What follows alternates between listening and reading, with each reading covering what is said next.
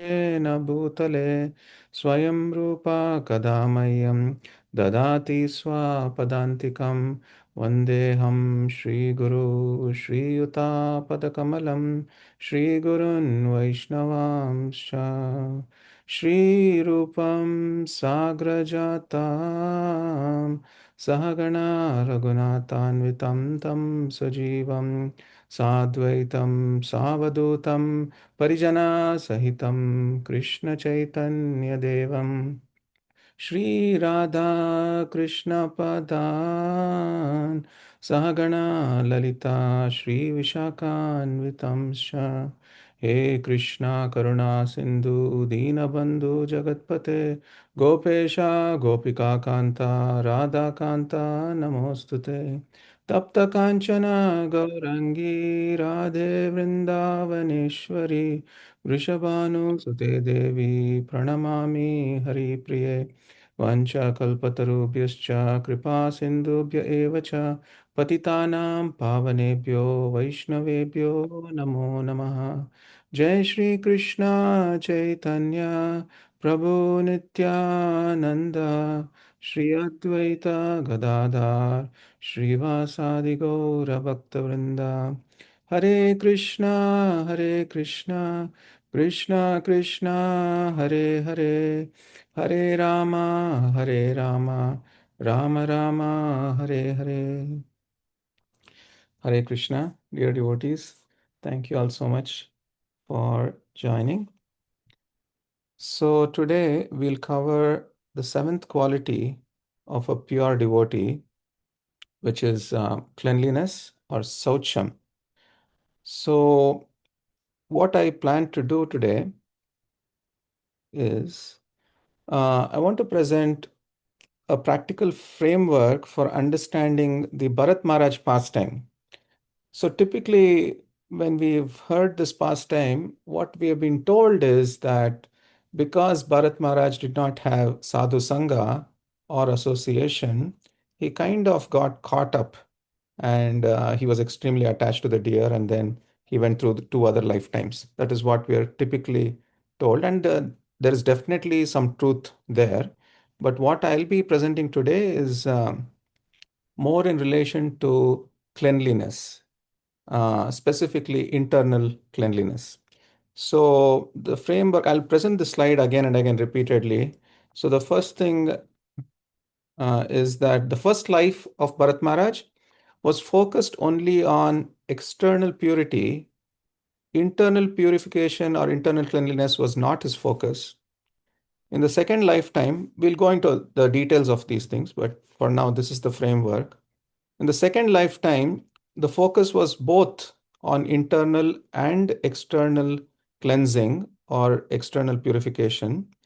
And in the final lifetime, as Jad Bharat, the focus was completely on internal purification. External was not at all his focus. In fact, he was apparently very, very unclean.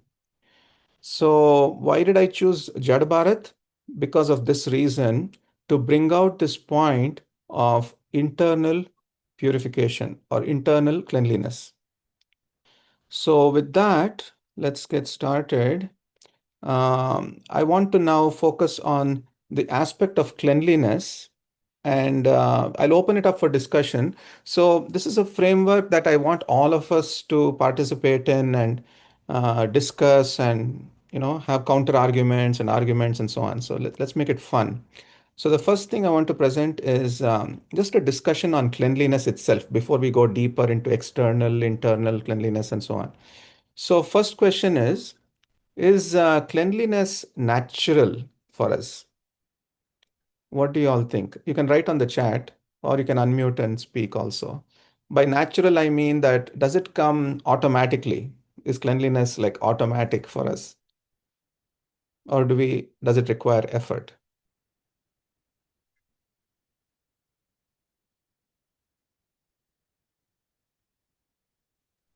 Simple question. It's a yes no It question. requires effort, Prabhuji. It requires effort. Why do you say that, Yes, Krishna Prabhu? because if the social norms don't exist, then of course, I'm speaking for myself. Mm-hmm. The following all these social norms, like cleanliness and other things. No, it's a. I'm reminded of my childhood. Once my parents had left me for 2 weeks at Mm-hmm. home alone, Yeah, and the newspapers were accumulating in the living room. yeah, yeah. That's a great example because the way this world works is that it moves towards uncleanliness actually.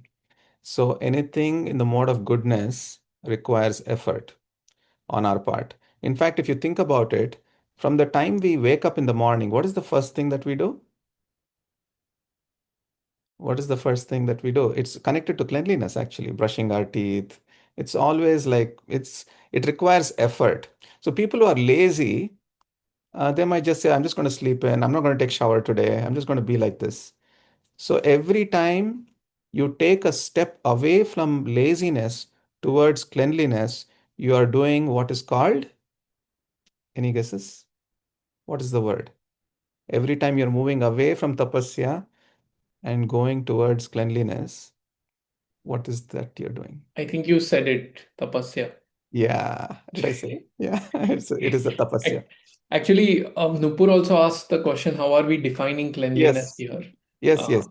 I will come to that, but I'm just talking cleanliness in terms of general understanding of cleanliness, keeping things organized and so on. Cleaning ourselves, a body, just in general, the word cleanliness. Now, the next question is devotion to Krishna natural? Like how we asked, is cleanliness natural? Is devotion to Krishna natural? Is it natural? Or does it automatically come for people?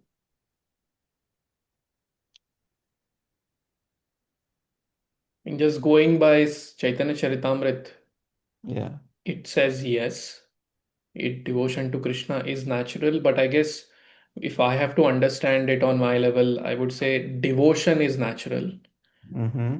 and it is misdirected. It is supposed to be directed towards Krishna, Yes. but in my experience, devotion is natural. That Yeah. is, yeah, yeah, It could be natural or it could be the innate quality of the soul, but right now in this material world, it is covered over. It is yeah. completely covered over. And that is why it is not natural. Because it is covered, Mm. we have to do something for it to become natural, and that is Cheto Darpana Marjanam. We have to cleanse the heart. So that is how devotion becomes natural. Once the heart is cleansed, then devotion becomes very, very natural and it becomes like secondary, like it almost is very, very natural. Yeah. So the next question is before we go into how Krishna defines cleanliness, Krishna also defines cleanliness. There are 5 verses in the Bhagavad Gita where he talks about Saucham. So before we go there, I want to ask all of you this question also. Is cleanliness a quality, who I am becoming, or is it a practice, what I discipline myself to do, or is it a state of realization, how pure my consciousness is? Which one do you think it most fits into? It's a quality, a practice, or state of realization? You can type on the chat. And thank you, Krishna Prabhu. Yeah, it is natural, but it is covered. Yeah. Thank you.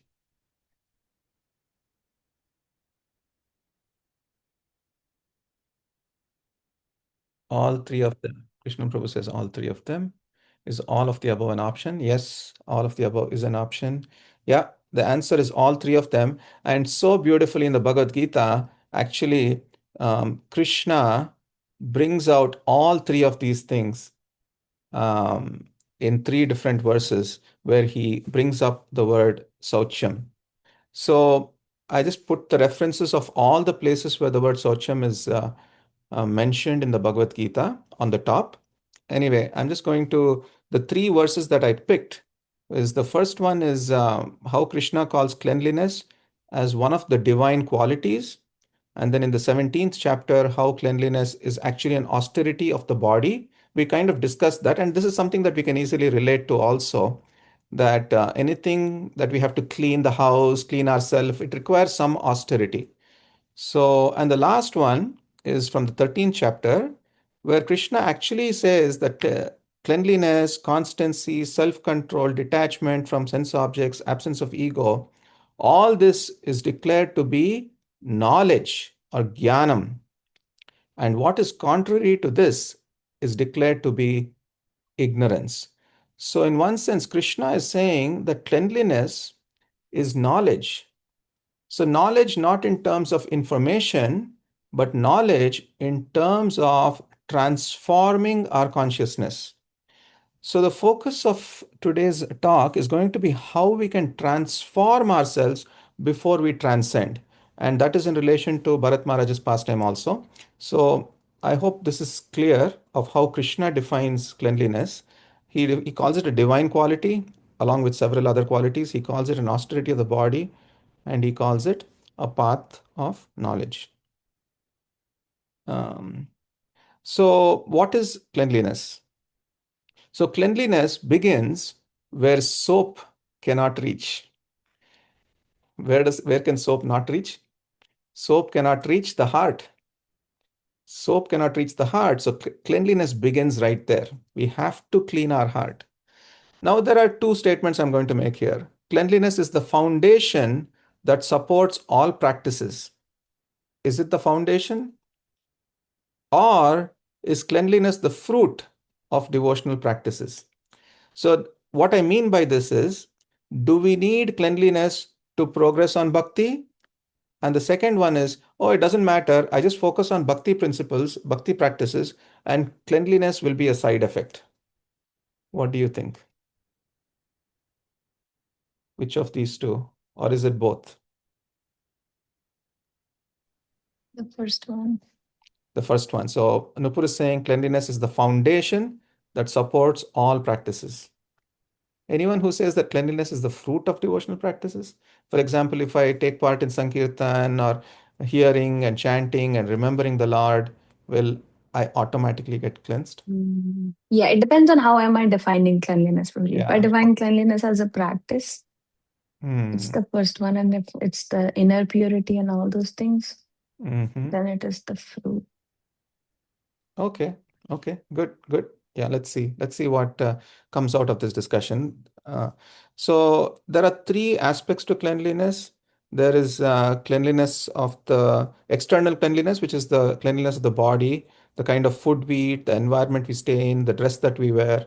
Then there is the internal cleanliness, which is the purity of mind, thoughts, intentions, and speech. And the last one is the cleanliness of our consciousness itself. How are we cleaning our consciousness? Okay. So now let's look at the first story. I'll be presenting several stories just to understand this concept and present some lessons also. The first one is Putana. She was extremely beautiful and clean outside, but she was poison inside. Yeah. So anyone who saw her, like all the gopis, they thought that she was actually some divine personality, like a demigoddess, and they were very eager that she would actually feed little Krishna. But even though she was beautiful, she was looking very clean outside, she was actually poison inside, right? So it is said that when she felt, I'm not going to go into the pastime because we all know, but when she fell dead, her true form was revealed. Now, here there's something interesting. An enormous, grotesque, foul smelling demoness. So, when she died, actually, she was smelling very bad. Externally, she became very unclean after she died. But interestingly, when her body was burned, the smoke smelled fragrant and sweet because Krishna had accepted even this poisoned offering. So, what this means is, even though externally she was unclean, internally Krishna had cleaned her heart. And that is why the smoke smelled fragrant. Okay, so with this, we learn a few lessons here. The first lesson is external beauty, fragrance, and apparent purity can mask deep internal impurity. So that is why it is very difficult to judge anybody, or devotees or anyone, because externally they may be practicing nicely, and externally it may be looking that, wow, this person is amazing, very advanced, and so on. But internally, we never know, right? And Krishna is never deceived by outer appearance. He sees directly into the heart.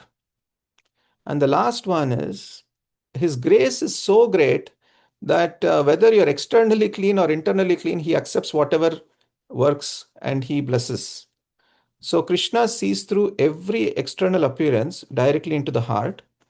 And one thing I want to mention here as a foundation for this talk is that external cleanliness supports spiritual life. It will definitely support spiritual life, but it is only the internal cleanliness that transforms a soul towards Krishna.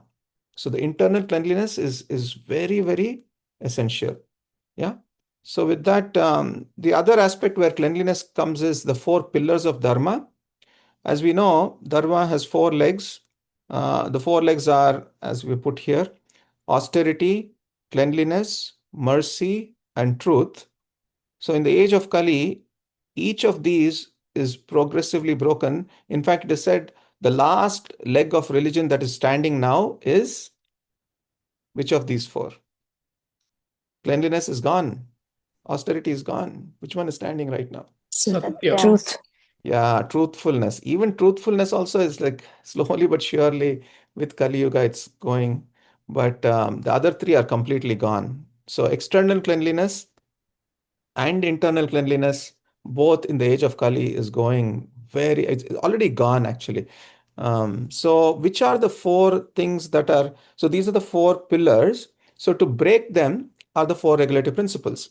So anybody can unmute and speak. Austerity is broken by which are the four regulative principles? The four regulative principles are no meat eating, no intoxication, no illicit sex, and no gambling. Austerity is intoxication. Intoxication. Thank you, Prabhu. Cleanliness is broken by? Illicit sex? Yes, cleanliness is broken by illicit sex, and we'll go deep into that. Why is illicit sex? Why does illicit sex break cleanliness? What about daya, compassion, mercy is broken by? Meat eating? Yes, meat eating. And truthfulness is broken by the last one that's remaining, which is gambling. So the question that immediately comes to mind is, and I want to open this up again, why illicit sex destroys cleanliness?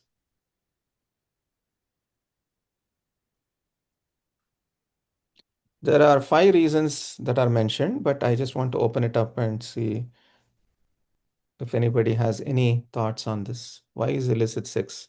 How does it destroy cleanliness?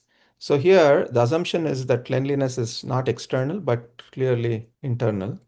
So how does illicit sex destroy the internal cleanliness? You can type on the chat or you can unmute and speak.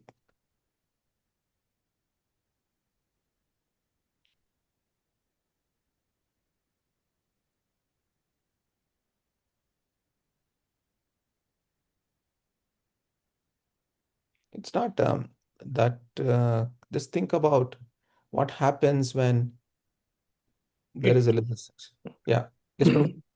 it creates I mean the covering over the soul gets thicker, and what I mean by that is the proclivity to get anything by unfair means or by unjust means or by illicit means, it becomes more and more strong in the heart. And when that is there, Krishna doesn't like that. So yeah, basically it increases the covering, and it leads to all sorts of other things. Like for example, we read in the Ajamila story that when he got illicitly connected to the prostitute, then I think it is described that he started, having corrupt means by which to earn his livelihood, and I think it is mentioned somewhere like that. So Yes, yes, yeah. yes. So, yeah, great points. And I see Manjari Gopi also mentioned it adds dust to the soul, covering it and attaches us closer to the body. Yeah, perfect. And Soham Prabhu also mentions one goes more into body consciousness. Perfect. But so you might think that in general, we don't get into illicit sex. So I think I'm very clean, right? But basically, what happens is illicit sex destroys Saucha because it replaces clarity with craving, and then steadiness with agitation, and spiritual identity with bodily absorption. So, whenever these three things happen, whenever your clarity is broken and you start craving very, very strongly for something, and your steady mind is filled with agitation, you're becoming very, very restless. And your spiritual identity, your spiritual goal is replaced with complete bodily absorption. That is when the cleanliness is completely destroyed within. So the acharyas give 5 reasons why illicit sex destroys Saucham. I think most of you covered it. It inflames the mind. I'm not going to go into the details. I'll send the slides over. It tightens the heart knot, Hridaya Granthi. It pulls one into the modes of passion and ignorance.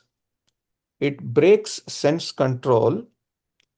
And then, this is an interesting thing, it creates secrecy and deception. Illicit sex, when somebody is involved in illicit sex, it breeds a double life. That means you have a fractured inner world and impure speech. Transparency and truth are aspects of cleanliness. Both are destroyed. I'll repeat that again. The moment you are not transparent, that means the moment you're not an open book, that means you're having some secrets, you have fractured inner world, that destroys the cleanliness inside you. That destroys the cleanliness inside you. So if you see genuine saints, right? Genuine saints, their life is an open book. They don't lead double life or a life of duality. Whatever they are outside, they're inside also. So that means that there is internal cleanliness. If that is not there, then you're leading a fractured inner world and you're not leading a clean life within. Okay. So another some questions I want to ask. Is cleanliness a prerequisite for bhakti? And now I specifically want you all to think of some examples where when you are doing some devotional activity, that you're told, hey, you have to be clean. And the other thing is cleanliness a side effect of bhakti, where you're told that you just attend this, automatically you'll become purified. In fact, purity and cleanliness are often interchanged. So can you give some examples where cleanliness is a prereq for bhakti? All of you know this because many of you are doing. DT worship at home. Yeah. Exactly, Prabhu. Exactly. So DT worship is the number one thing where they say that if you're unclean, you cannot do DT worship. So any other thing where cleanliness is a prereq, where they say that, oh, you cannot do this if you're unclean. Cooking. Cooking, Cooking for yes. deities. Cooking for deities, yes. Cooking for deities, offering, all that. They say that if you're unclean, you have to go take a bath and come back and, cook. Temple. Yeah, going to temple, you have to go clean. Yes. Now let's look at the other side, where you're being told that, oh, just practice this and then automatically you'll be cleaned. You'll be purified. I'm talking about cleanliness as a fruit of bhakti or a side effect of bhakti. So one is the foundation, other is the fruit. Kirtan. So, Kirtan, yes, Mataji, thank you. So we'll come to that. So Sankirtan, Cheto Darpana Marjanam. So that actually, if you just attain Sankirtan or Kirtan, automatically you are getting cleaned within. Yeah, so it is said that definitely in such cases you will be cleaned. Any other examples where cleanliness is a fruit of bhakti? Association. Association. How, Prabhu? Can you give an example? When like by being with devotees, your consciousness goes on improving, right? Like Yeah, yeah. Yeah, definitely. So Uh, the famous verse is there in Bhagavatam, Nashtaprayesh Padreshu, Nityam Nityam Bha. Bhagavata Seve Bhagavad Uttama Sloke Bhaktir Bhavati Naishtuki. What is the So verse before that? That verse. Shrinvata Swakata Krishna yeah, Putte Shravana Kirtana Hridaya. Hridantasto Avya Bhadrani Vidonuti Shurukshatam. So there it clearly says, yeah, go ahead. Well, I was going to just talk about the Yeah, other talk one. about Nashtaprayasha Bhadresha. That's the verse after that. Yeah, so yeah, it says that by um regularly reciting or reading Bhagavatam, um the it cleanses our impure heart, something to that effect. Correct. So that is the reason why Nashtaprayasha Bhadreshu verse follows the verse that I said is because in that verse that I said is exactly what you said, that Shravanam and Kirtanam automatically cleanse the body.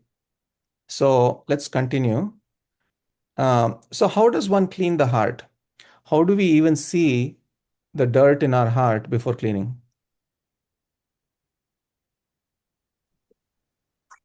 Anybody? How do we see clean the heart? Nupur says service.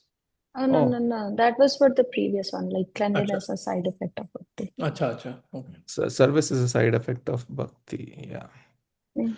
So how does one clean the heart? We discussed some examples already. I think Suman Mataji said Kirtan. Anyone else? Again, Can Proji association. Sorry. Yeah, association. But here's the interesting question. How do we even see the dirt in our heart before cleaning? So before cleaning, you must know where the dirt is, right? Hmm. Do you all agree? If you don't know where the dirt is, how can you clean? So many times we say, okay, I'll attend Kirtan and oh, my heart will get cleansed. But are you sure that there is one small dirt in one corner of your heart? Are you sure that that is getting cleaned? Hmm. Or that can remain and over lifetimes, but that one thing is not getting cleaned. How do we know? How do we know where the dirt is? Yes. Based on our reactions. Yeah, Nitya says very nicely here, self-introspection, being self-aware, because as we come into this process of bhakti, Krishna will actually show us by holding a mirror, that could be in the presence of devotees or anyone, by holding a mirror, Krishna will actually show you what that dirt is and where that dirt is in your heart. And if you keep neglecting that, or if you keep ignoring that, then over lifetimes you'll keep carrying that over and over. And that is what we'll come to in the pastime of Bharat Maharaj as well. Okay. Yeah, Nitya says definitely through the spouse. So she definitely knows, um, yeah, my dirt, and I know, or yeah, anyway, she knows my dirt, all the dirt in my heart. So, so the first thing I want to talk about is how cleanliness is the fruit of bhakti. Of course, we all know this very well. The first verse of Shikshashtakam, Cheto darpanamarjanam bhavamahadavagni nirvapanam Shreya Kairava Chandrika Vitaranam Vidyavadu Jivanam Anandambudivardhanam Pratipadam Purnamritaswadanam Sarvatma Snapanam Param Vijayate Shri Krishna Sankirtanam. So, out of so many benefits that Chaitanya Mahaprabhu mentions, the first thing that he mentions is Cheto Darpana Marjanam. The first benefit of Sri Krishna Sankirtanam is Cheto Darpana Marjanam, means that it cleanses the mirror of the heart. So definitely the heart gets cleansed when you are hearing the holy names with love and attention. Yeah, especially in a Sankirtan where a lot of devotees are chanting, that is when it is most potent. You definitely your heart is getting cleaned. Okay, so that is one way of how cleanliness becomes a fruit of bhakti. There are other things also, but before that, I want to mention this other thing as well on the other side of this. So, this is a quote that I really like. Sincerity is when we stop seeing ourselves through the mirror of the world, we should start seeing ourselves as we are. So, this is something similar to what Nitya mentioned. And I want all of us to focus on this. This is not from Chaitanya Charan Prabhu or anyone. This is a quote that I wrote. So, sincerity is when we stop seeing ourselves through the mirror of the world. In fact, in the previous verse, it is said that which cleanses the mirror of the heart. Now I'm talking about sincerity is when we stop seeing ourselves through the mirror of the world. So, what does this mean? When we stop seeing ourselves through the mirror of the world. Can anybody understand like what could this mean? Not going on my perspective, like your perspective about me. Yes, yes. Thank you, Nupur. So if somebody says, hey, Gaur Kumar is so humble, Gaur Kumar is so sincere, he's amazing devotee. And if I start believing that, that means that I am not sincere. So what is sincerity? We should start seeing ourselves as we are. The moment we start doing this, that is when we will actually see the dirt in our heart. That is when we will be self introspecting. That is when we'll become self aware and we'll know that this is the dirt that is there in my heart. It is not that what others are saying, it is what I know, what I am seeing. We are seeing ourselves as we are. So I'll give you some examples of how, even through seva and sadhana,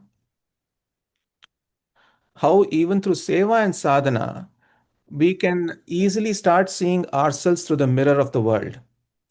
So, for example, in seva, let's say sadhana first, okay? This is the six qualities of anishtita bhakti, or the qualities which actually pull you down, right? The first one is utsahamai. So, even sadhana, if you do sadhana as a show of purity, then you're not sincere because you will start noticing what others tell about your sadhana. So that is very dangerous. And the other thing is Taranga Rangini, which is the sixth aspect, even seva, for example, right? If you're doing seva for praise, again, you're seeing yourself through the mirror of someone else. A book distribution also, how many books did you distribute or how much seva you did and things like that. You will start seeing yourself through the mirror of the world and you're not seeing yourself as you are. So these are big obstacles in the path of bhakti. And even while Cheto Darpana Marjanam is happening, if you're not aware of these things, then the cleansing will not go on. So that is the point here. And then what are the other ways that the heart is cleansed? Remembrance. Remembrance also cleanses. Yes, Nupur, please go ahead. Sorry, Prabhuji. Yeah. Just a question. Yeah. If like these things are not good, like looking yourself by these perspectives, why are these things glorified? What is glorified? Like, for example, if someone is doing any seva, or Yeah. why are these things highlighted? No, but that is because we have to glorify the other devotee. As a matter of fact, it is Maharaj himself says that if somebody is doing a lot of seva and if you glorify that devotee, you will get all the benefit, equal benefit of glorifying. But the onus of that devotee is that they take that glorification and hand it over to their gurus. That is how it should be. That is how it should be, and that is how the culture should be also. It should not be that if somebody is doing a lot of seva, you keep quiet and just keep, focusing on yourself. So it's No, I yeah. really like this point, how you mentioned it. And I feel that this should be like, I shouldn't use the should energy, but this needs to be mentioned more that, yeah, like we should not start seeing ourselves in this perspective of others' perspective of us, like relying on those perspectives. Yeah, Right. thank you. Thank you. Thank you. So actually, it is sincerity. Sincerity is when we stop seeing ourselves through the mirror of the world. So let's go to other ways where the heart becomes cleansed. So the first one is the purification prayer that is chanted before any puja, any initiation. Can anybody tell what this mantra is? Any guesses? What is the mantra that happens before initiation? Apavitra pavitro va sarvavas. Yes. Please continue, Prabhu. Recite the whole mantra. अपवित्र पवित्रो वा सर्वावस्थं गतोऽपि वा यः स्मरेत् पुण्डरीकाक्षं सः बाह्य अभ्यन्तर शुचिः. Thank you, Jagannath Gopal Prabhu.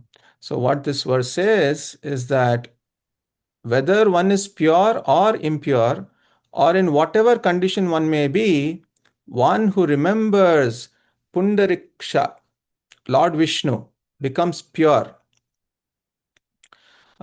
clean both externally, Bahya, and internally, Abhyantara. So, what this verse is saying is if just one remembers the Lord Vishnu, then automatically one becomes pure or clean, both externally and internally. So, Srila Prabhupada quoted this many, many times. I found one reference from a morning walk from March 30th, 1974, where Prabhupada is saying, Saucham, Saucham. Saucham means Yat Smaret Pundarikaksham Sa Bhaya Abhyantara Suchihi. Because he does not know what is Pundarikaksham, he does not chant Hare Krishna, therefore he is not clean, he is not Saucham. So Prabhupada clearly says here that even by remembering Krishna all the time, automatically your heart is getting cleansed. So the third way by which you can get your heart cleansed is hearing. This is the verse that Shrinvata Swakata Krishna Punya Shravana Kirtana Hridayantastoya Badrani Vidonuti Surukshatam. This is the verse that precedes what Nitya mentioned. So here also it is said, Sri Krishna, the personality of Godhead, who is Paramatma, super soul in everyone's heart and the benefactor of the truthful devotee, cleanses desire for material enjoyment from the heart of the devotee who has developed the urge to hear his messages. Very, very clear here. If you develop the desire to hear Krishna's messages, then automatically you will be cleansed of all desires for material enjoyment in this world. So, what should we develop? We should just develop a longing to hear Krishna's messages, to hear the words of acharyas, to hear these wonderful advanced souls, which are in themselves virtuous when properly heard and chanted. So, these are three examples that I gave. One is Sankirtan, remembrance, and hearing. These three, the more that we do, the more our heart will become cleansed. Now let's look at some examples where cleanliness is a prerequisite or a foundation for bhakti. And as Jagannath Gopal Prabhu mentioned, um, deity worship. So it is said from Srimad Bhagavatam and other places that for deity worship, and it's so nice that Nadia Kishore Prabhu just joined because he's the expert, Acharya of deity worship. So the three things that are mentioned for deity worship is Swadhyaya, Saucham, and Arjavam. So Swadhyaya is actually steadiness. One must be very steady in deity worship. And then Saucham, of course, one must be very, very, very clean. Cleanliness is a prerequisite for deity worship. And Arjavam is also important. What is Arjavam? Arjavam means you have to be very, very straightforward. You should not be duplicitous. So these are listed among essential qualifications for worshipping the deity. So one cannot, this is Prabhupada's words, one cannot offer worship to the deity without first purifying oneself. How? The hands, the place, the material, and above all, the consciousness. All of these have to be purified or cleansed before deity worship. So this is clearly a prerequisite or a foundation for bhakti. Any other examples we discussed where cleanliness is a prerequisite for bhakti? I think Nupur or somebody mentioned. Cooking. Yes, somebody said cooking. Yeah. So cooking is also, so when you're cooking, you have to be very clean, especially when you're cooking for the deities, right? So also this is another verse which actually talks about uh, being sin-free or being pure before you even engage in devotional service. येषां त्व अन्तगतं पापं जनानां पुण्यकर्मणां त्वे द्वन्द्वमोहनिर्मुक्ता भजन्ते मां दृढव्रतः. So this verse says that persons who have acted piously in previous lives and in this lives, and this is the important part, whose sinful actions are completely eradicated, are freed from the dualities of delusion, and then they are able to engage themselves in my service with determination. So with this, let's move on to some examples. So this is some stories, some examples, some pastimes. Raghav Pandit, this pastime occurs in the Chaitanya Charitamrita Madhya Leela, chapter 15. I'd like to request someone to read this particular pastime. Would anyone like to read? Just please raise your hand and you can. Nadia Kishore Prabhu. Hare Krishna, Prabhu. Yes. One day it so happened that about 10 coconuts were properly clipped and brought by a servant to offer to the deity. When the coconuts were brought, there was little time to offer them because it was already late. The servant, holding the container of coconuts, remained standing at the door. Raghav Pandit then saw that the servant touched the ceiling above the door and then touched the coconuts with the same hand. Raghav Pandit then said, "People are always coming and going through that door.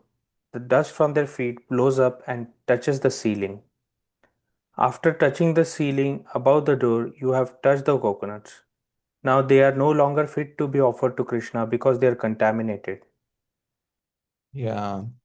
Did you all follow this story? So he was so sensitive that so this servant actually he touched the ceiling. He was thinking, okay, what is there? I'm not touching the floor, I'm touching the ceiling. So he was so sensitive, Raghav Pandit, that he felt the dust from the floor would touch the ceiling, and because he had touched the ceiling, now we cannot do this offering to Krishna. It is impure. So that sensitive he was in terms of offering. So, how do we understand this? So, external saucham or external cleanliness is prescribed precisely because it is meant to cultivate internal cleanliness.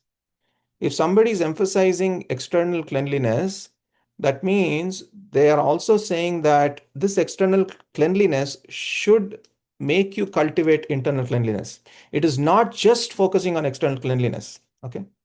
And then, for example, when we take bath every day, just as the body collects dirt, immediately it should be a reminder for us that, okay, I'm cleaning my body now, but I should also clean my mind. So cleaning both is essential. So when external cleanliness is performed mechanically with no corresponding effort at internal purity, it becomes a form of pride rather than a doorway to God. So this is again very important, because what this is saying is qualities in the mode of goodness can actually become a form of pride. Because if you're just focused on external cleanliness and you're not focused on internal cleanliness, then that external cleanliness will make you feel proud. If that external cleanliness is not connected with Krishna in any way, or anything that you do in the mode of goodness, whether it is truthfulness, austerity, any of these things, if it is not focused on Krishna, then it becomes a form of pride rather than it being a doorway to pure goodness. Yeah. So the next example I want to give, which is slightly a contradictory example, is Sudama's handful of flattened rice. Would anyone like to read this pastime? Please raise your hand. Someone other than Nadia Kishore Prabhu. Just a few lines. Yes, Soham Prabhu, please. The flattened rice was carried in old cloth by dusty hands after a long walk. By any external standard, it was impure, inadequate offering. But it was soaked in decades of pure and uncontaminated love. And that made it most fragrant, the most acceptable, the most powerful offering in Dwarka that day. Krishna tasted not the rice, but the love. So now we discussed two examples, one of Raghav Pandit and one of Sudama Vipra. How do we understand both? Would anyone like to tell? Because in one sense, this offering by Sudama, he carried it in an old cloth with dusty hands, long walk, it was filled with dust. So much dust could have entered that old cloth also. It was a worn cloth. So you could question that, oh, this is filled with dust. It's not pure to offer to Krishna. How do we understand this? Yes, That Lekha. was the best that he could do. Like even Poha, he had to borrow from his neighbor, so that was the maximum uh, he c- the best that he could have done in terms of cleanliness, and obviously he was internally pure. Even though by his wife he was asked to go to Krishna to seek help, he was like, I want to go to Krishna to meet Krishna, but he was not meeting Krishna for seeking wealth. So internally, he was already clean, and externally, probably that was the best that he could have done given the situation that he was in. Yeah, wonderful. Thank you so much. Thank you so much. That's perfect. Um, so now external cleanliness is something that we should not ignore. Of course, that is also important. But what we are saying is the external cleanliness has to be done in connection to Krishna. If the external cleanliness is not done in connection to Krishna, then it leads to, as we discussed, pride. So, of course, we follow several things here. Daily bath, we all take bath every day. While we are taking bath, how do we connect it to Krishna? We can say that this body is a temple of Krishna, a temple of the soul. So that way, we are, even though externally we are cleaning ourselves, we are also thinking of Krishna and cleaning the heart also. Clean clothes. So wearing clean, modest, and simple clothes, tilak marks on the body, they all invoke spiritual consciousness. What else do? We follow a pure diet, ahara shuddhi. So eating only sattvic prasadam, food offered to Krishna, avoidance of meat, onion, garlic, all this has to be done in connection to Krishna, because now we are eating sattvic prasad. That's good. And the last one is living in a clean space. This is also very important, because keeping the home which clean means that you're going to keep the altar clean. So these are four ways of external cleanliness that we most of us follow, but don't just follow it mechanically, but follow it in connection to Krishna, is what we are discussing here. Now, Gundicha Marjan is a beautiful example of how Chaitanya Mahaprabhu balances both internal and external cleanliness. I'm not going to go into the pastime, but of course, in this pastime, we see that Chaitanya Mahaprabhu collected the most amount of dust actually. And he encouraged and glorified those devotees who also collected lots and lots of dust. And he chastised those people who could not collect a lot of dust, right? So Bhakti Siddhanta Saraswati Thakur actually just very beautifully explains one thing that I wanted to share with all of you here.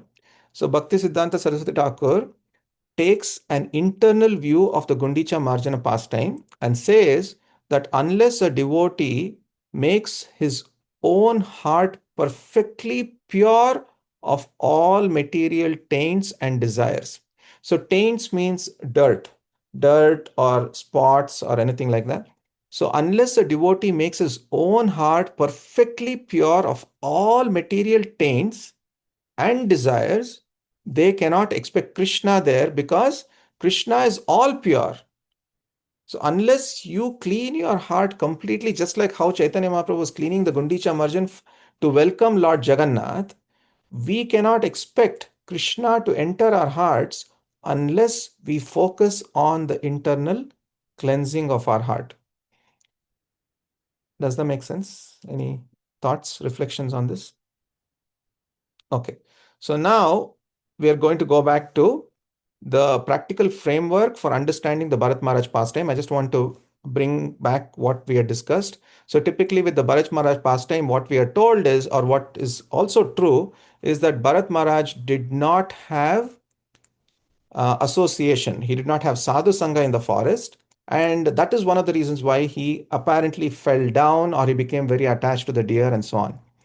So the way we are going to go through this pastime is that in the first life of Bharat Maharaj, he focused only on external cleanliness. He focused on external, um, I don't want to say only, the focus was not on the internal conscious, internal cleaning of the heart. And then he had a huge realization in the second life where he focused both on internal and external cleanliness. We'll come to that. And in the third lifetime, as Jad Bharat, the focus was completely only on internal cleanliness, and externally he was unclean, you know. So with this, I would like to request some devotees to read some verses. If anybody would like to read, it's about just 2 devotees is enough. I have about 6 slides. Yeah, Jagannath Gopal Prabhu. This is the life of Jada Bharat, okay? From the time he was born and how externally he was unclean, but internally he was clean. Yes, please go ahead. Srila Shukdev Goswami, the entire slide I should read, right? Yes, Prabhu. Yeah. You'll be reading 3 slides. Okay. Srila Shukdev Goswami continued, My dear king, after giving up the body of a deer, Bharat Maharaj took birth in a very pure Brahmana family. There was a Brahmana who belonged to the dynasty of Angira. He was fully qualified with Brahmanical qualifications. He could control his mind and senses, and he had studied the Vedic literatures and other subsidiary literatures. He was expert in giving charity, and he was always satisfied, tolerant, very gentle, learned, and non envious. He was self realized and engaged in the devotional service of the Lord. He remained always in trance. He had 9 equally qualified sons by his first wife, and by his second wife he begot twins, a brother and a sister, of which the male child was said to be the topmost devotee and foremost of saintly kings, Bharat Maharaj. This then is the story of the birth he took after giving up the body of a deer.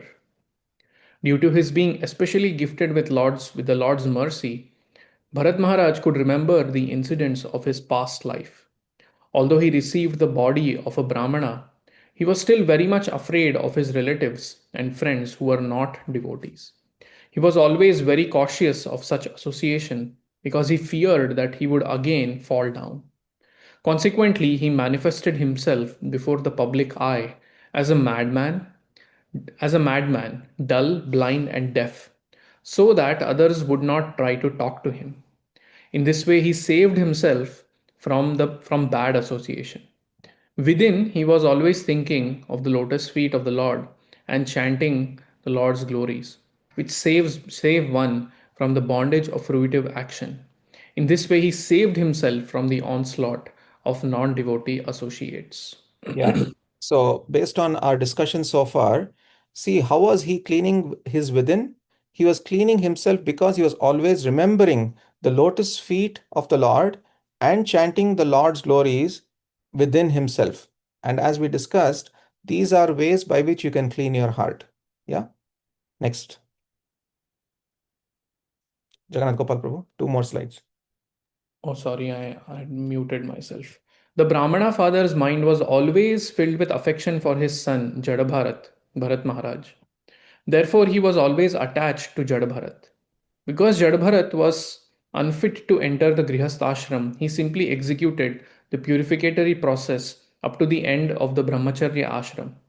Although Jadabharat was unwilling to accept his father's instructions, the Brahmana nonetheless instructed him in how to keep clean and how to wash, thinking that the son should be taught by the father.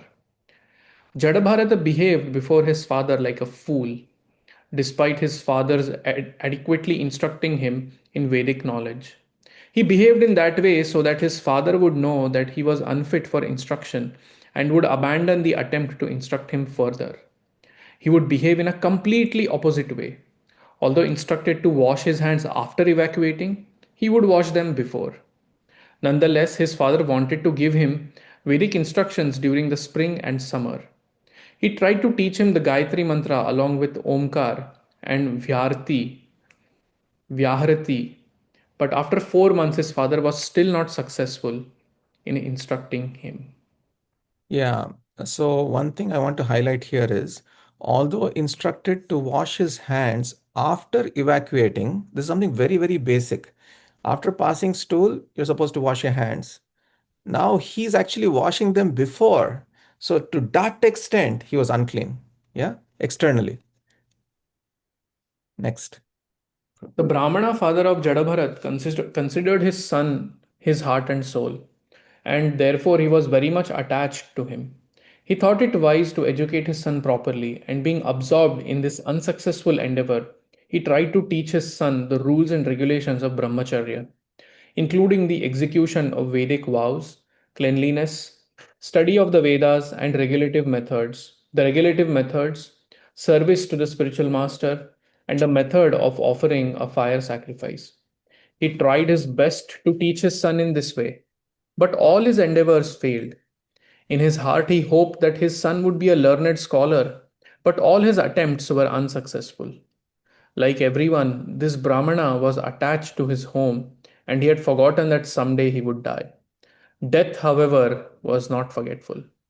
At the proper time, death appeared and took him away. After the father died, the 9 stepbrothers of Jadabharat, who considered Jadabharat dull and brainless, abandoned the father's attempt to give Jadabharat a complete education. The stepbrothers of Jadabharat were learned in the three Vedas, Rigveda, Samaveda, and Yajurveda, which very much encouraged fruitive activity. The 9 brothers were not at all spiritually enlightened in devotional service to the Lord. Consequently, they could not understand the highly exalted position of Jadabharat. Yeah, a few things that stand out here is the first thing is that he had a very good childhood.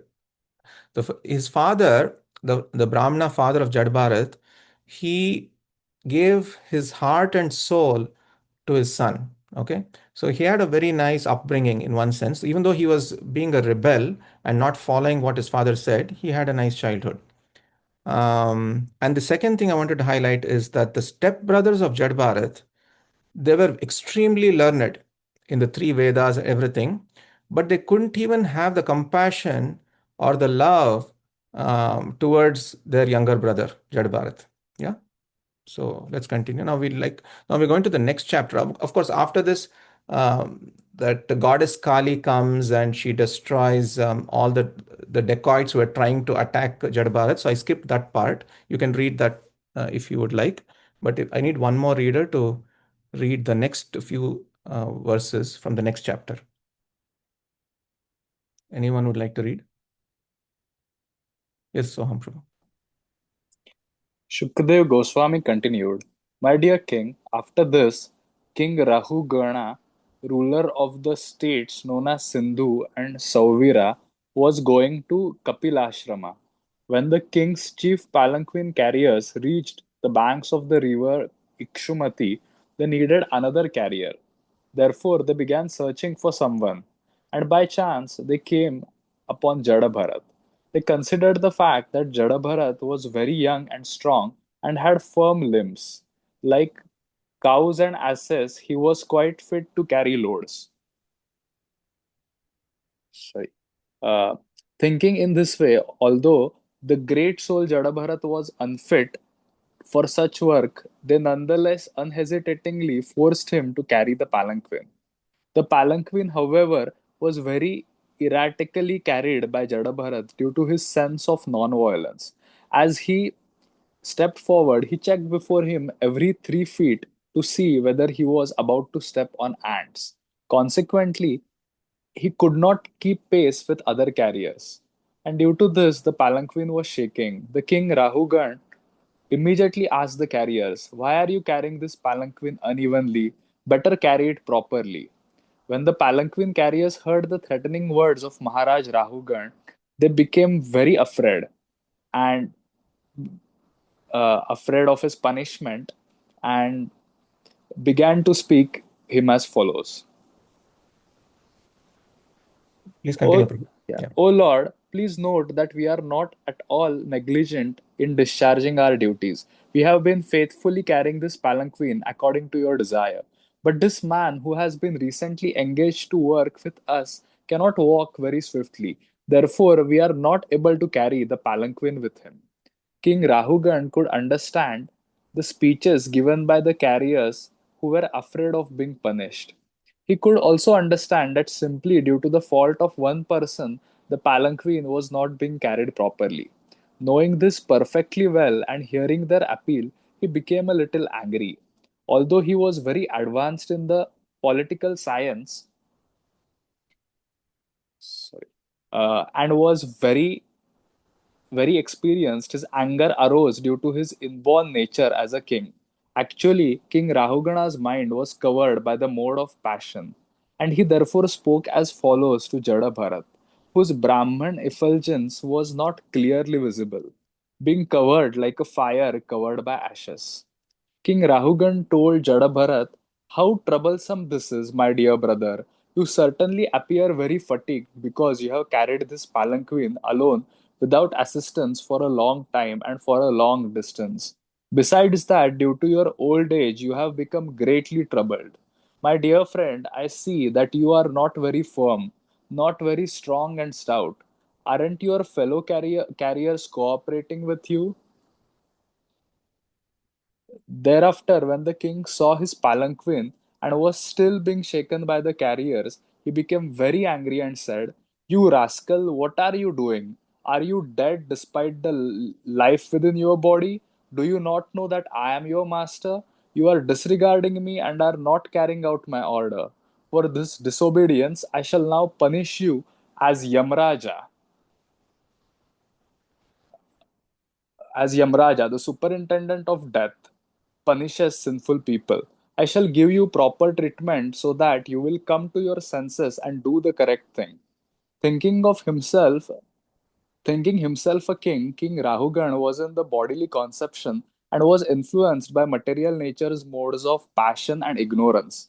Due to madness, he chastised Jadabharat with uncalled for and contradictory words. Jadabharat was a topmost devotee and the dear abode of the Supreme Personality of Godhead. Although considering himself very learned, the king did not know about the position of an advanced devotee situated in devotional service, nor did he know his characteristics. Jadabharat was the residence of the Supreme Personality of Godhead. He always carried the form of the Lord within his heart. He was the dear friend of all living beings, and he did not entertain any bodily conception. He therefore smiled and spoke the following words. The great Brahmana Jadabharat said, my dear king and hero, whatever you have spoken sarcastically is certainly true. Actually, these are not simply words of chastisement, for the body is the carrier. The load carried by the body does not belong to me, for I am the spirit soul. There is no contradiction in your statements because I am different from the body. I am not the carrier of the palanquin. The body is the carrier. Certainly, as you have hinted, I have not labored carrying the palanquin, for I am detached from the body. You have said that I am not. You have said that I am not stout and strong, and these words are befitting a person who does not know the distinction between the body and the soul. The body may be fat or thin, but no learned man would say such things of the spirit soul. As far as the spirit soul is concerned, I am neither fat nor skinny. Therefore, you are correct when you say that I am not very stout. Also, if the object of this journey and the path leading there were mine, there would be many troubles for me. But because they relate not to me but to my body, there is no trouble at all. Hare Krishna. Thank you so much, Soham Prabhu, and thank you so much, Jagannath Gopal Prabhu, for reading so nicely. So, basically, now what we'll do is we all know this pastime, we have heard this pastime many times. I just want to draw a comparison between what happened when temptation came by in the case of Bharat Maharaj and in the case of Haridas Thakur. So, before that, I want to read about how Bharat Maharaj left the kingdom. Okay, I'm going to read a verse from the 5th canto, 14th chapter, 43rd verse. Bharat Maharaj gave up his beautiful wife, nice children, great friends, and an enormous empire. Although these things were very difficult to give up, Maharaj Bharat was so exalted that he gave them up just as one gives up stool after evacuating. Such was the greatness of His Majesty. Now, I want all of you to draw attention to this verse because, on one hand, we see that Bharat Maharaj, also it is said that Bharat Maharaj was very young when he actually gave up everything. He gave up his wife, his children, his great friends. He gave up his entire empire, the kingdom.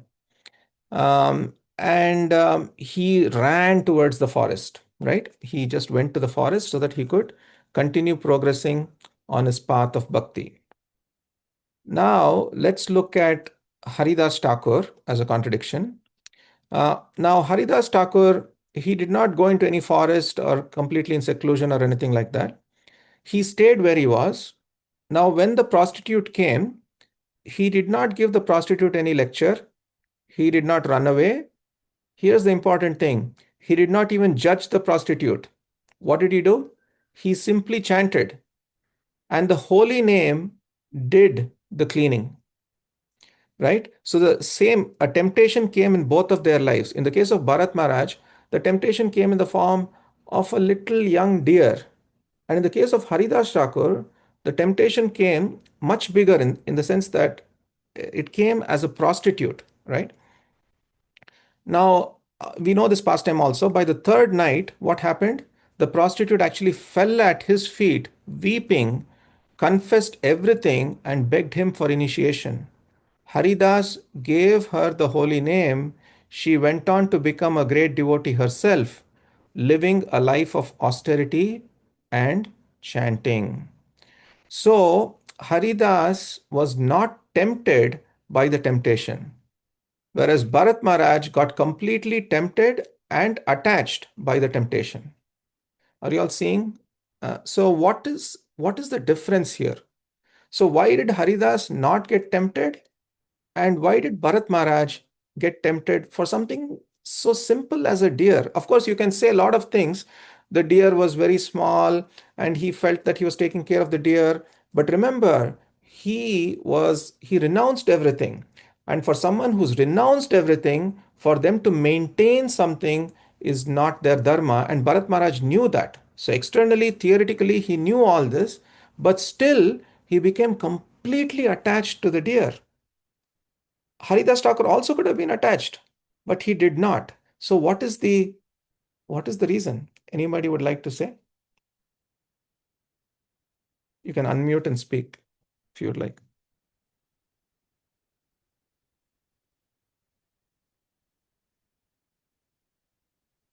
Anybody? Any thoughts on this comparison?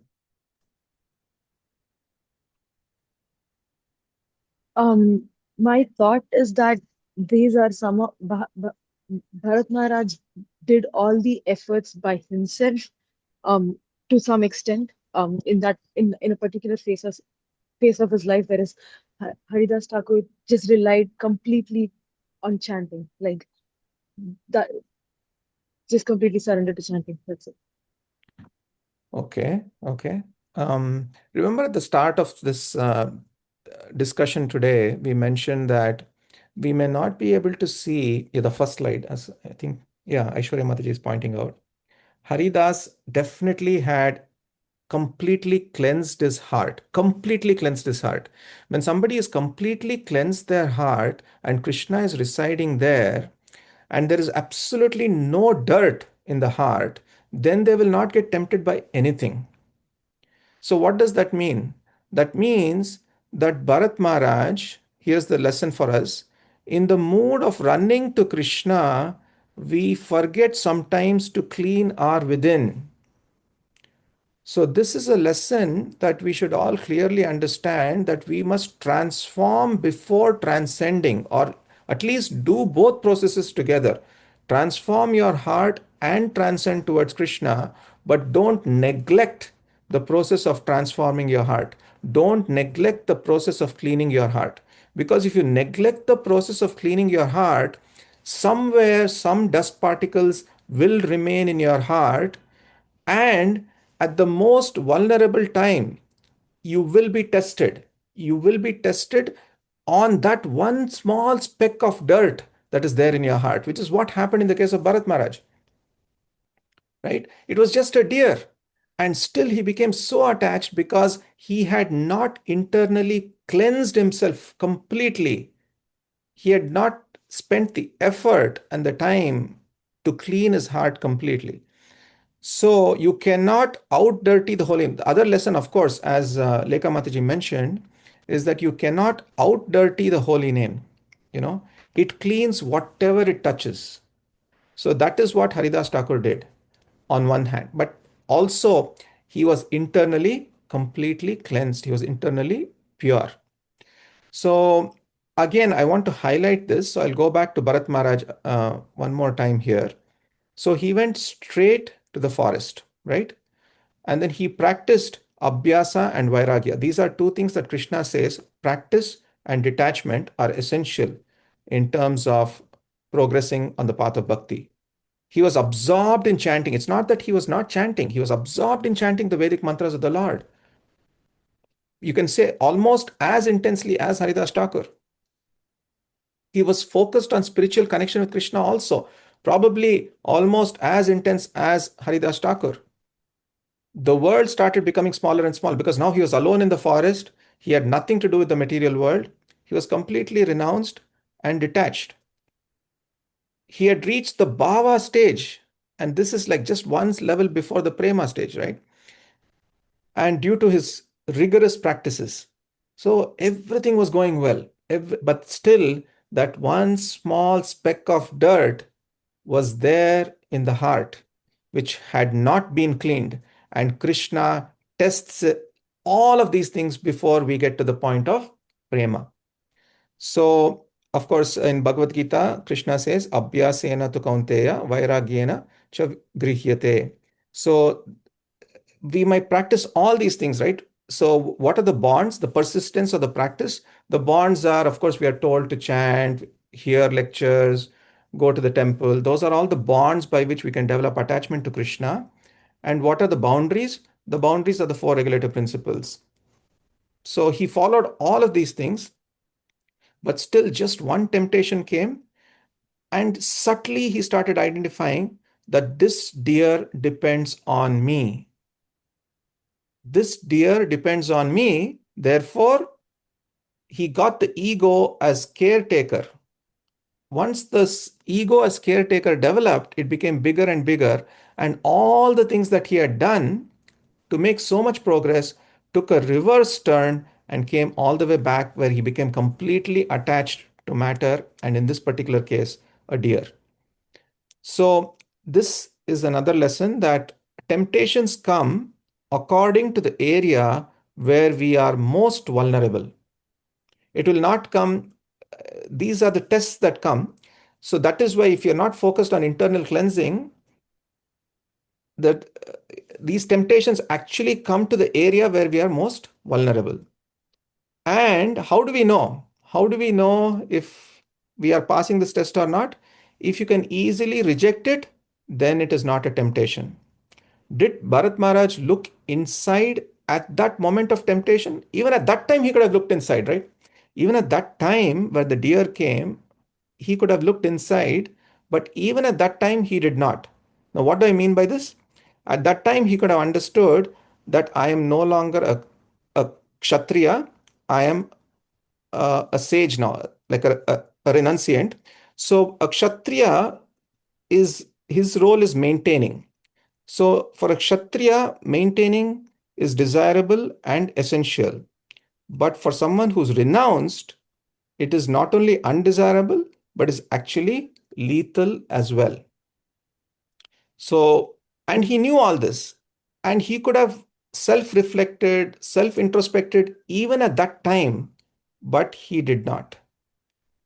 So, this shows that he was completely focused only on external rituals, external cleanliness, but he did not care to look within, look internal. And that is why he had to take 2 more births, right? And of course, we know this pastime. And this is the comparison that I was talking to you about Haridas Thakur and Bharat Maharaj. And thanks to Manjari Gopi for creating these AI slides. And so this is the second life. So here, now in the second life, he remembered all the mistakes that he did. And now for the first time, he felt that internal purification is also necessary. Internal cleansing is also necessary. So he made sure that he went to where the sages were, because he knew that by hearing them, he will be internally cleaned as well. He focused on internal cleansing. He did not focus on going alone into the forest or being away from association and all this. He completely focused on internal cleansing as well. And then in the final life, Jad Bharat, I like to call Jad Bharat as the dirty saint. Externally, he was dirty, but internally, he was a self realized saint. So he was born in a Brahmin family, as Jagannath Gopal Prabhu was reading, in which what typically happens in a Brahmin family is that rituals take very, very high precedence as compared to spiritual activities. So rituals are given way more importance than spiritual activities. He was tested again. Several times he was tested. But did he pass this time? Of course he did, because he knew that rituals, while good, can become a sattvic distraction.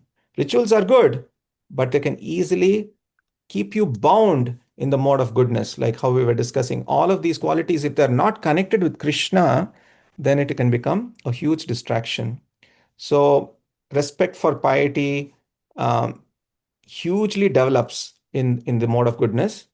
And of course, Krishna doesn't care about the mode of goodness at all, in one sense, because the mode of goodness qualities are not necessary to go closer to Krishna.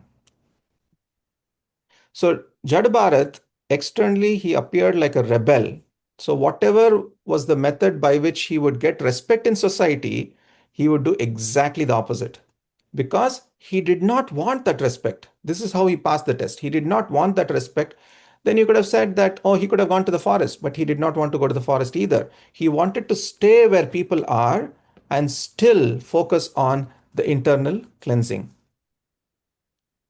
So his father passed away, his brothers abandoned him, as we read, but he was focused on the goal and was being very careful not to fall into the trap of the mode of Sattvagun. He made that very, very clear. And then finally, this is the last slide. So, what was Jada Bharat's understanding of cleanliness, right?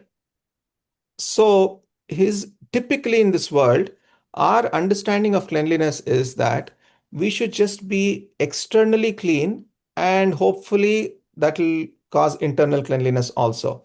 So, our consciousness, or I don't want to say our, like in general, most people fear this.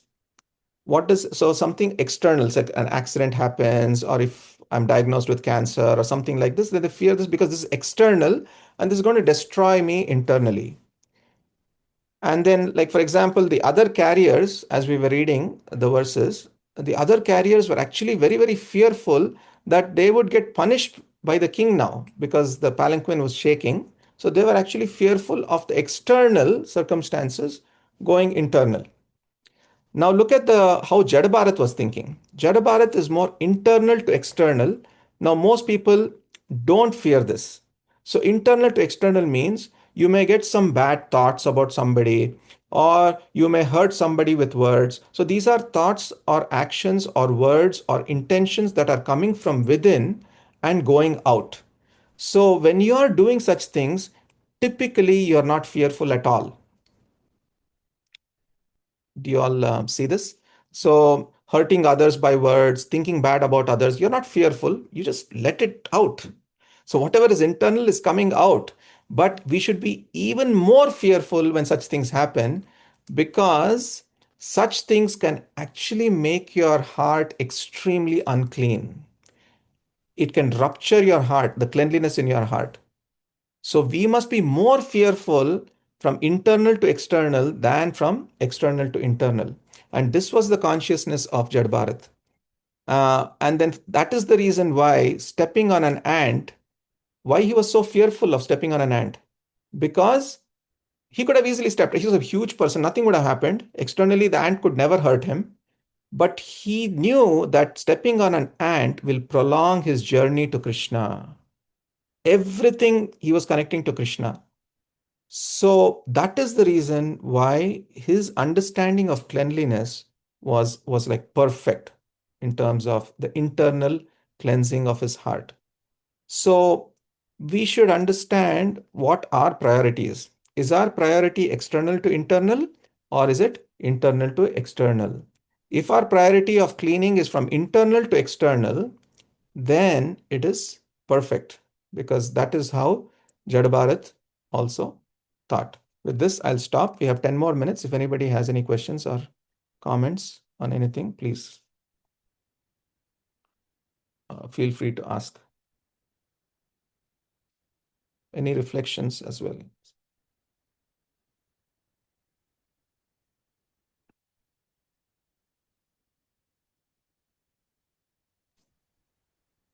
Soham Prabhu.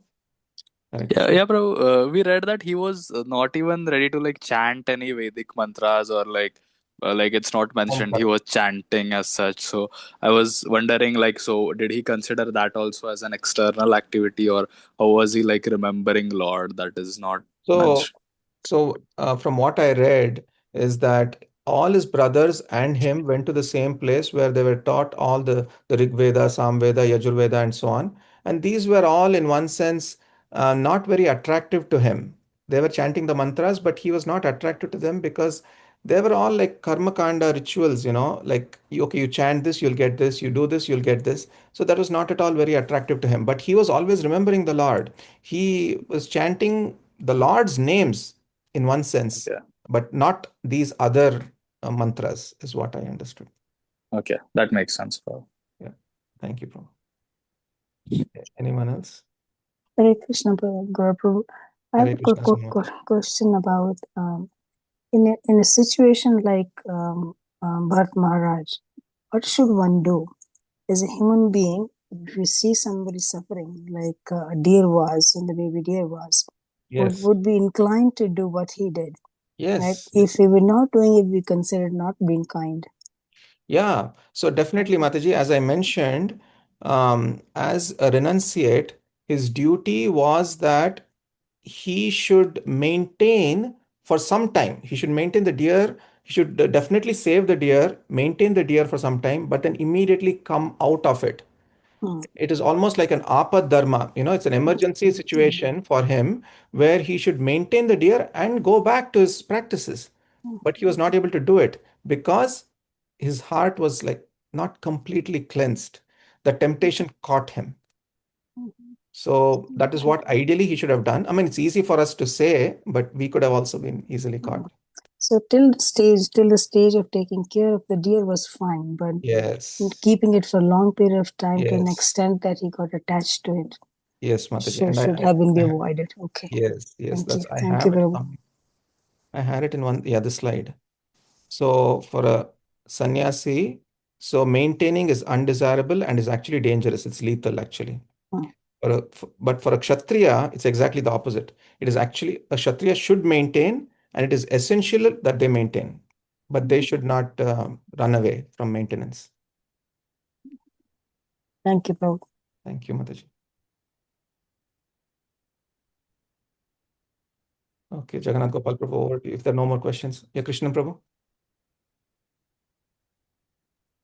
Hare Krishna, Prabhuji. So, what is the way for us to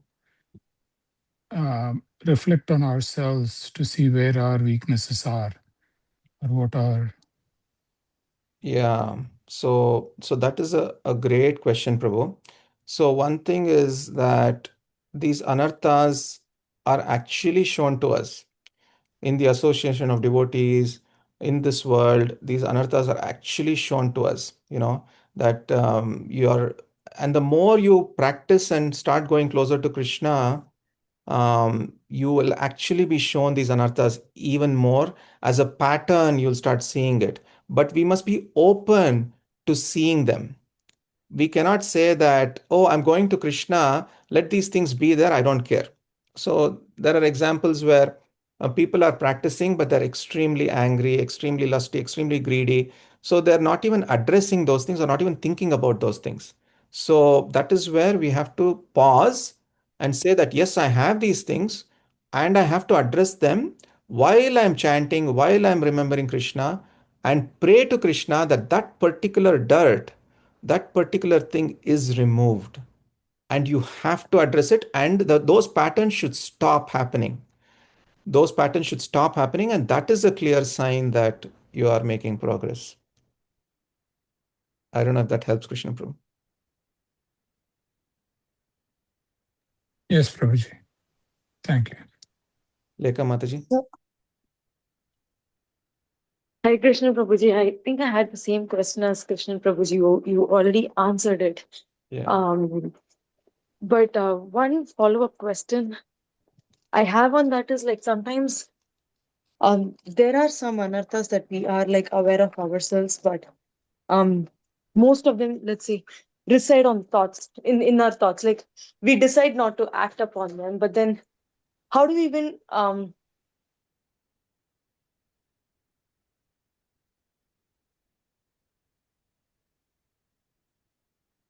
We lost Mataji after how do you win? like is counted as anarthas, and it will also go away by just praying to Krishna and chanting to Krishna. So just quick thing, Mataji, we couldn't get the part after how do you even, can you repeat your question? Sorry. Oh, Your yes. connection was choppy, I guess. Oh, okay. Sorry, Prabhuji. I was just saying that my question was very similar to Krishnan Prabhu's questions. Just as a follow-up on that, sometimes we even have, even if we don't act on anarthas, there's still a seed of that in our thoughts, like it's still existing in our thoughts. Whether we choose to act or not, that is a part of our willpower, but it still resides in our thoughts. Like, how do we get rid of that? Because I feel like if it's there in my thought, it's there in my heart. Yeah. Um, Yeah, great question. So for that, it's a whole process actually, Lekha Mataji. We have to mhm, understand what our mhm. Swadharma is, what our natures are, why we are acting the way we are acting. Is there some Mm, childhood trauma uh, that yeah, happened that's causing this? There are so yeah. many factors. It has to be dealt on a case by case basis, and then we Mm, have to address it at that level. If we want to really go to mm, Krishna, then we have to ah, take the effort to address those things. mm. And then Krishna will send the right people to help you also. Got So, it, Prabhuji. Yeah, yeah. yeah. It makes But it makes sense. Yes. but my point is that many times in that eagerness to go to Krishna, like in the case of Mm, Bharat Maharaj, we yeah, forget that we have to yeah, address these things as well. yeah, yeah. Yeah, very relatable, Prabhu, actually. Thank you for that answer. And the class is extremely introspective. I'm definitely I'm going to be listening to it at least like a couple of more times. Lot of work to do. Thank you for that, Prabhuji, as usual. Thank you, Lekha Mataji, for your kind words. Okay, Jagannath Gopal Prabhu, over to you. Krishna Prabhu, you want to say something? Last thought. I'm reading the journey home, Yes, Prabhu. and there is a line that Maharaj says about that along with the seed of some positive qualities in himself, he was also sensing a weed growing Yes. in his heart, and that was about his anger towards the people who were racist, or or something like that. At the exact situation I can't remember, Yeah, but yeah, he was also, Maharaj was very clearly acknowledging the uh, those qualities, and how Yeah. admitting to them. Yeah. Great point. So, as the seed of bhakti is growing, the weeds around it can also grow. And someone like Maharaj is very introspective. He saw the weeds grow also and he addressed them. He thought about it, he wrote about it, he really addressed them. And that is why he was able to progress so nicely towards Krishna. Because many times we neglect the weeds. Okay, weeds are there, let be there. I'm just going to grow my bhakti lata. But the weeds also were addressed by Maharaj. And if you read the journey home, several times you'll see this happen. Maharaj was very self-reflective at every stage that, oh, why is this happening? This I should not do, this I should do, and so on. So this is very important for us as we are taking our steps, baby steps towards Krishna, that we don't forget the weeds that are also growing. Thank you, Krishna Prabhu. Brilliant. Yeah. Thank you so much, Prabhuji. As usual, an amazing class. It was extremely timely and very relevant for us. Just one more small trivia that I'll mention is this Gundicha margin that you mentioned Yes. is I believe the Boston temple is called the Gundicha something. And then the elephant that you showed in the picture in your first slide, Yes. in the back in the wall, that is Yes. there and behind the Boston deities. Oh, really? The same drawing is there and behind the Boston Wow. deities. So the next time you guys come to Boston, you can see it. The elephant. The Oh, first slide that you have, yeah. let me share so that everybody can see.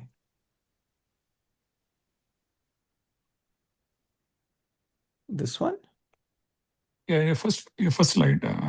The left picture. If you zoom in, on the wall there are these elephants, right? Oh yeah, here.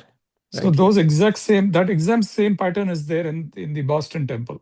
So Oh, either the wow. Boston temple was built first and the drawings were made, or the Chaitanya Charitamrita was made and then I don't know what happened. Oh, okay, wonderful. Somebody should, we have to research it. Yeah, good observation, Prabhu. I didn't even notice the elephants actually. Yes. Yeah. Attention to details is a sign of love. Thank you, Krishna Prabhu. Hare Krishna, Prabhu. I just heard it from somebody in some class, so I'm just repeating it, Prabhuji. Jai. Thank you. Jagannath Gopal Prabhu, over to you. Thank you. Hare Krishna. Thank you, dear devotees, for your attention. Vanchakalpatarubhyasya kripa sindhubhyo cha patitanam pavanebhyo vaishnavebhyo namo namaha. If I had said anything wrong, or if you felt that anything was incorrect, or these are some things that I just with my own mental speculation and whatever I heard, I shared, but please correct me if I said anything wrong. Hare Krishna. Was great. Thank you very much for the well researched, very analytical, and such a transformational class. Even I am going to hear it again, like Lekha Mataji, extract more out of this. And yeah, thank you very much. That's great. We look forward to hear more from you. Thank you, Prabhu. Very kind words. And thank you, Jagannath Gopal Prabhu, for so nicely organizing, getting the speakers, picking everything, and guiding everyone. So wonderful. It's your inspiration that this wonderful series is going on. Hare Hare Krishna.